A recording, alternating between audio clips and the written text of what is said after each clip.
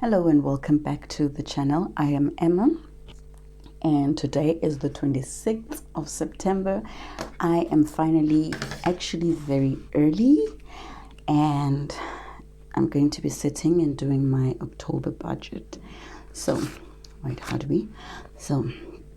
for October, it's going to be quite a busy month for me, but it is not going to be as hectic as the other months. I think blue will be nice.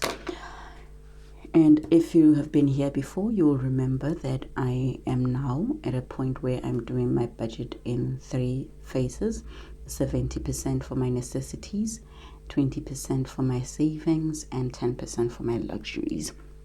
So starting off with my savings, I decided that, it is good to just keep it here and keep my 1,300 in my savings, making sure that I have enough for my emergency fund and I have enough for my investments, and also that when it comes to my journey towards getting a car, I still put enough towards the deposit.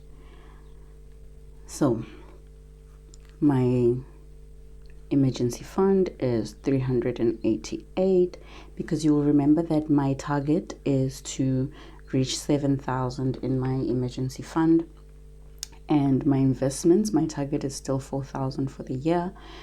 And also you will remember that I am in the low income category, so that is why my numbers are so dear magar. Sometimes they can go up depending on how my month looks, and sometimes they can go down, but I work very hard to keep them stable as much as possible. So that is 1,288 for my savings. And when you calculate the percentage, my 20% for my savings is 1,300 rand, so this is close enough. Where's the 12 rand going? Hey, I'll deal with the 12 rand later, because the intended budget for this 388 is to make sure that I get to 7,000 rand in 18 months, and this one to get me to 4,000 in 10 months, and this one to get me to wherever I can get as soon as I can get there.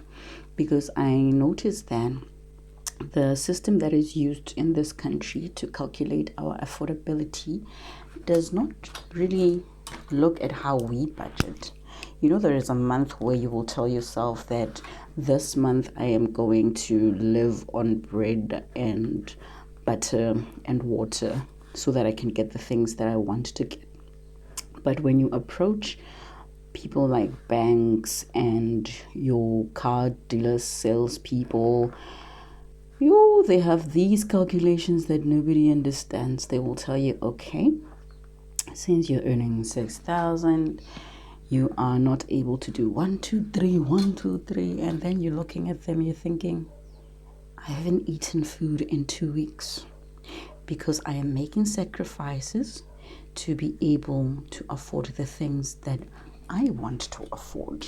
How dare you tell me I do not afford? But then again, at some point, I think the systems are designed for our own safety, because I said I could very much be able to afford a second-hand car that I can pay 1,800, between 1,600 and 1,800 for, including insurance, provided that insurance is between 400 and 600, and I could still be able to have petrol.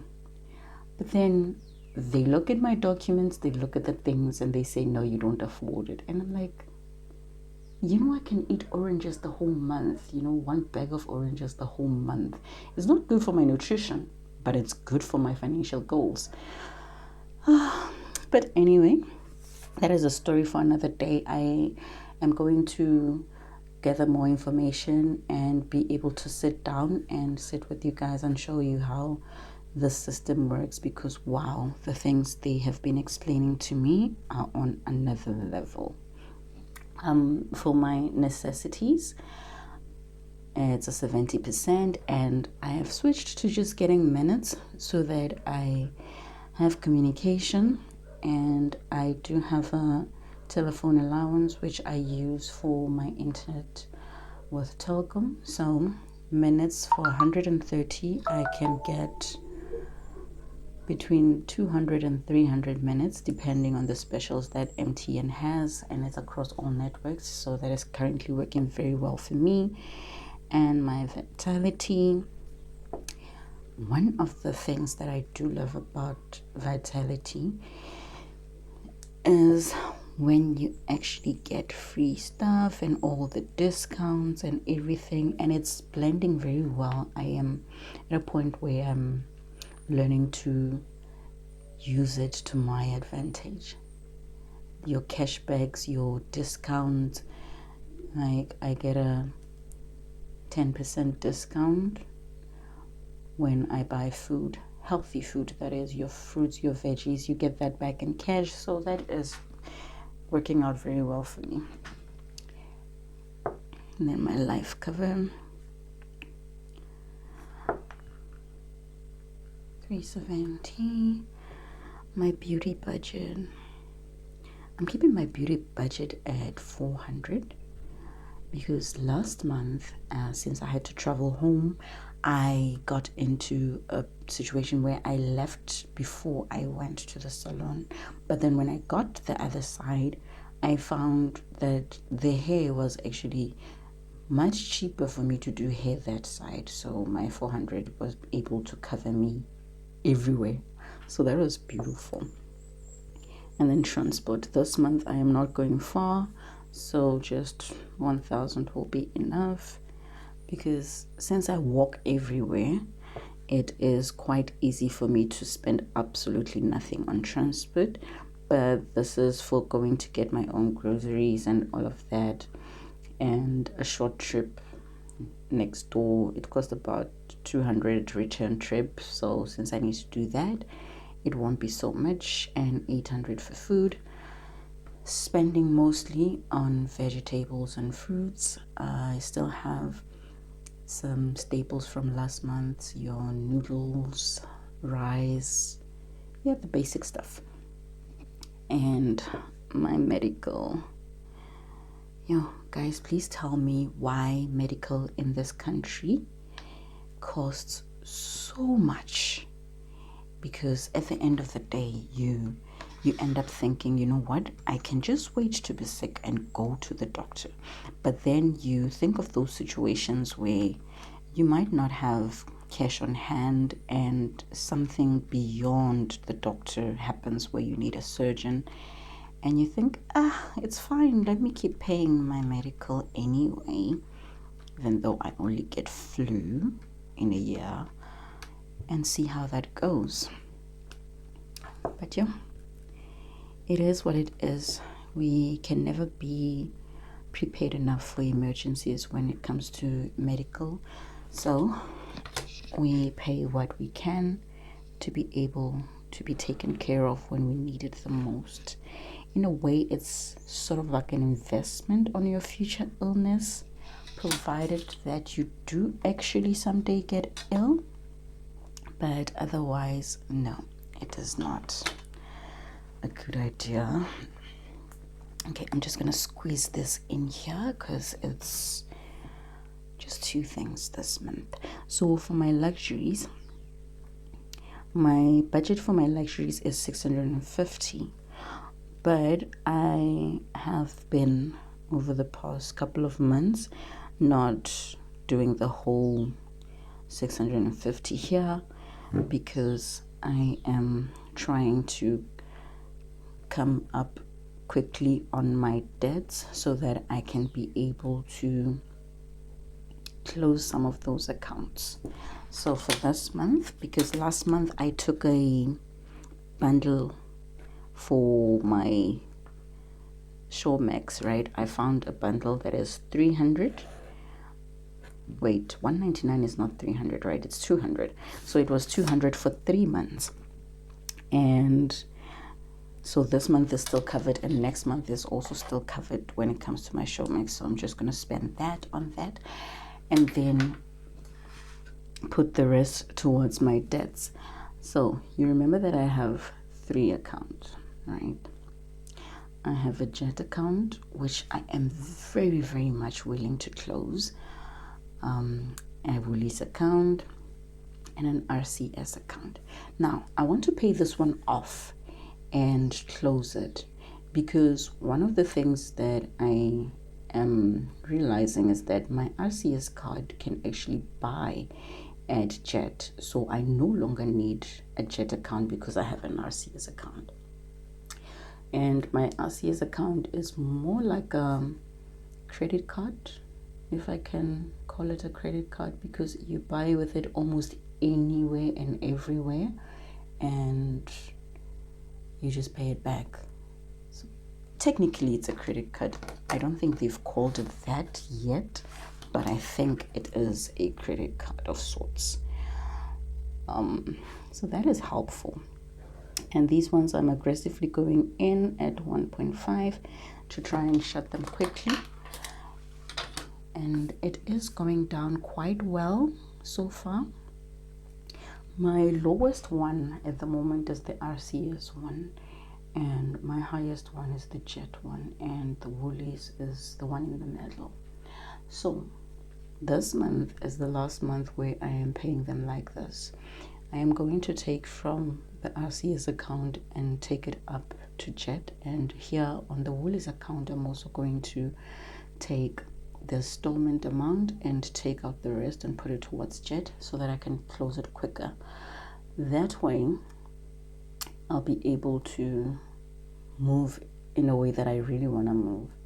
And once that one is closed, I will have these two. Then you have your food and your clothes and and other things at Woolies, like your kitchen stuff and stuff.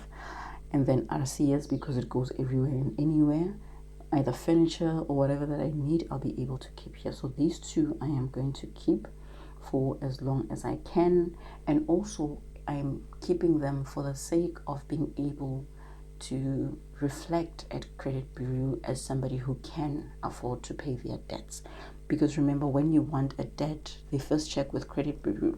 When I want to go buy a house or a car, they're going to check with credit bureau how I am at paying my debts. And if there's no record of me, it's going to be very difficult for me to get that. Which is also very amazing that you need debt to prove that you are reliable. The systems that we live in the world. Anyway, my income and expenses. I have to first go back and calculate this, right? The income, 888, yeah, that is where I'm going to lie to myself. So let's go back and do that first.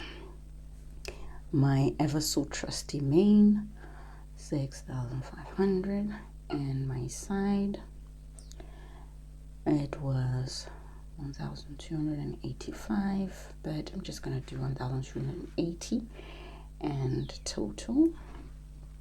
So 6,500 plus 1,280, 7,780. So the total income is 7,780, and my total expenses are going to be, let's see, there we go, 6,207, and you minus your income from that, 1,573. That is quite cute. It's been a while since I actually had a good remainder. In the last month it was also good, but I also think it's because my side hustle is really picking up, and I'm thankful to everybody that is supporting me. And hey, it is a good business because a girl must always look good and smell good. So perfumes are good for me at the moment. but I do want to expand into other things. But at the same time, I don't want to do too much because I have to work. So let's see. My remainder is 1,500. Okay. So let's just say 500 into the business, because what I normally do is I take all the profit from the business and I put it here. And so since last month, I've started taking bits of that profit and putting it back into buying stock. So I'm going to take 500 from this remainder and put it in there for the business. What else? Okay, let me keep the 1,000 rand on hand just so that whatever happens, I have some cash on me. So I will have 1,073 rands. This is going to cover things like my bank charges and whatever that I need, because you will realize that for the past couple of months I have stopped taking money for outings and I've mostly just been at home. When I do my groceries, I'll get a packet of chips or some kind of snack and enjoy movies on the TV. So being able to do that has really lessened what I spent outside. So that is also very cute. So each and every time I try to save a little bit more, and I always, hopefully what I am trying to save will help me when it comes to my car, because Christ knows I need one. Let's go see what we can find on Gumtree. There's also people that try to sell their cars on Facebook, but hey, people have been scammed out there, so I'm not really so comfortable getting to that. But we'll see how that goes. And there's also a thing of getting cars from outside of the country, like getting cars from Japan or China, and it's actually most of the time good cars for less money. I don't know how that works yet. I'm going to find out, and maybe when I have the full information, I'll come and share it. But I was speaking to someone who got a car, a very good car with mileage that is under 100,000 kilometers, for about 60 to 70,000 in total, including shipping and taxes and all of that stuff. So until next time, thank you very much for joining me.